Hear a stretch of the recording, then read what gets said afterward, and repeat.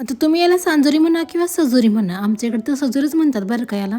करंज्या बनवून झाल्या, आता बनवायच्या होत्या सांजोऱ्या. तर सकाळीच आम्ही सगळी तयार करून ठेवली होती.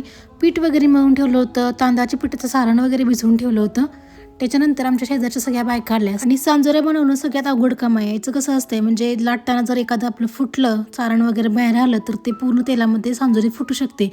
त्याच्यामुळे याचं खरंच खूप नाजूक काम आहे. सांजोरी तयार करायला बायका जरी कमी लागत असतील ना, तर त्याचा उंडा बनवणे, नंतर तो गोळ्यामध्ये भरून देणे, अशा गोष्टी करायला खरंच माणसांची खूप गरज लागते.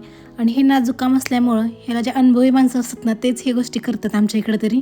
त्याच्यानंतर माझ्याकडं नेहमीसारखं अशी किरकोळ कामं होती, कारण माझं ऑफिसचं काम सोबत चालू होतं. त्याच्यामुळे मी ज्या करंज्या आधी ठेवल्या होत्या खॉटवरती, ती खॉट रिकामी केली आणि मध्ये तांब्या ठेवून त्याच्या साईडनं सगळ्या सांजोऱ्या लावून घेतल्या. कारण सांजोऱ्यामध्ये कसं थोडं तेल शिरतं, मग असं पद्धतीने ठेवलं की पूर्ण ते निथळतं. तर माझं हे काम चालू होतं, तेवढ्यात मला ऑफिसमधून कॉल आला आणि माझी ड्युटी संपली इथंच.